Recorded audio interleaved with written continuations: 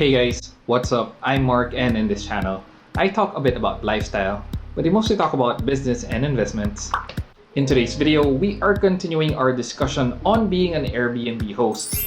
I've already shared with you a series of videos on how to get an Airbnb started, from considering whether you should rent out your unit long-term or rent it out for Airbnb. I've also shared with you which are the condominium developers which are most likely to allow you to Airbnb your place. And most recently, I shared with you the top essentials on getting your Airbnb started, whether it's appliances or whatever operations that you need to get your Airbnb going. So if you're interested in those videos, check out the link below. In today's video, what I assume is that you've already watched those previous videos. Today's video is slightly more advanced. Well, not by all that much. What we're covering are the top 3 most forgotten things about being an Airbnb host here in the Philippines. These 3 things are forgotten because you don't have to do them every day. Even if you don't have to do them every day, they are still essential. And if you don't do them, you just might be getting a bad review from your guests. So let's start with the first one, and this is very, very crucial, especially here in the Philippines. If you've been living in the Philippines, especially if you've lived in a condominium, you know that what you have to do routinely as number 1 is pest control. Yup, unfortunately, these guys are just around. And what's actually hard when you manage guests is that you don't know their eating and cleaning habits. Guests would tend to leave their plates out and their trash without, disposing it in the building trash bin. It's hard to monitor these things as an Airbnb host. And that's just one factor. The other obvious factor why this is hard is that we live in confined spaces, very close to our neighbors. We just would have to luck out if we have good, clean neighbors. But for the most part, it's a 50-50 thing. The good thing with guests is that they are just there for a few days. But the thing is, if you have neighbors who are, I guess, less orderly than what you'd like, no matter how much pest control and cleaning you do in your own unit, you would also tend to attract more pests because of the units that are adjacent and just right beside your home.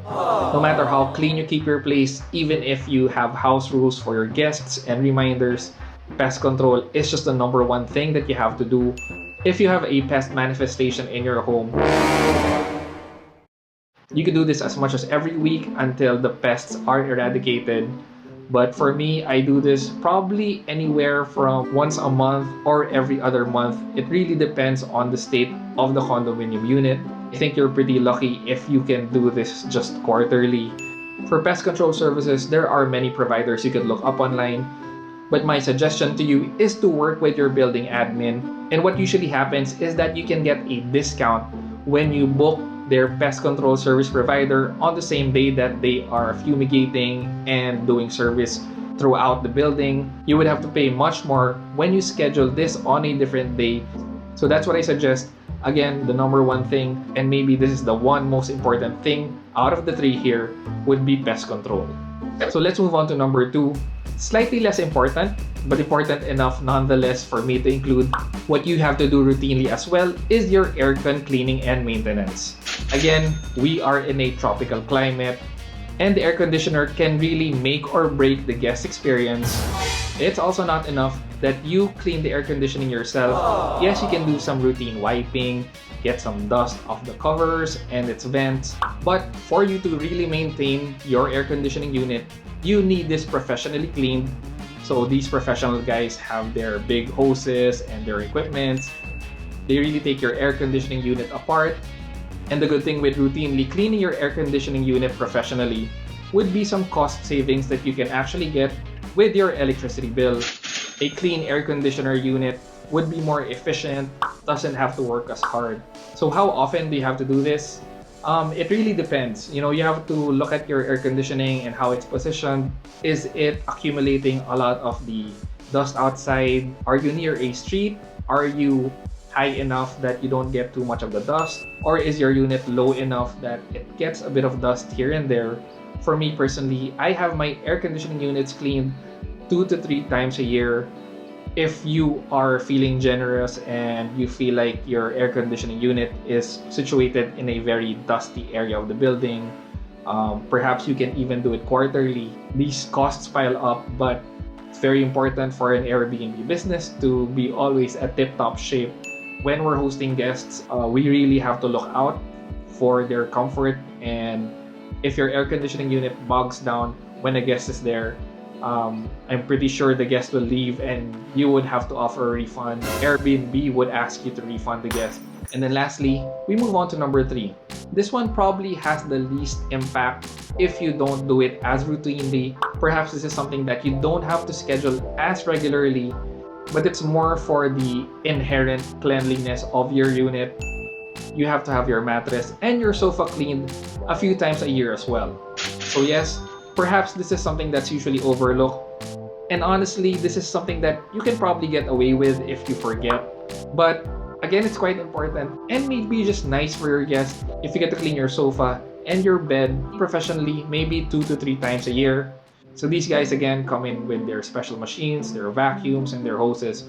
And it really just gives a good wash down of your mattress, rids it of bed bugs or whatever mites or small pests that were not caught during the pest control. Very important also that you have your sofa cleaned professionally, because, and I think it's one of the more lived-in spaces of your condo to be nice to your guests, have your sofa cleaned. For sofa cleaning, what I actually employ here would be Good Work. I shared with you previously that I use Good Work for some of my cleaning and laundry services. I think the rates start at 1,500 pesos. So this is definitely something that you can't do on a guest-to-guest basis. But yeah, again, if you can do it pretty often, just to spruce up your place, make it cleaner than usual, then it's something that I'm sure you and your guest would quite appreciate. What do you think, guys? Do you agree with me that these 3 things, even though they're not something that we have to do as Airbnb hosts every day, these are things that we have to do routinely? If you have other questions about being an Airbnb host, let me know your concerns and questions. Maybe I can cover it in this channel. Again, if you're watching this and you want to be an Airbnb host but you don't have the time nor the resources, or maybe you're tired of being an Airbnb host and you want someone to help you out, this is something that I actually do for friends. And now I'm opening this up to you guys as well. If you want to partner up with me to manage your Airbnb, let me know. I'll share this link where you can fill up a form and I could get back to you as soon as I can. No strings attached, just exploratory talks. There are a few of you who have contacted me already. So that's it, guys. If you've liked this video, please don't forget to like, comment, and consider subscribing if you haven't already. Thanks again for watching, guys, and happy Airbnb-ing!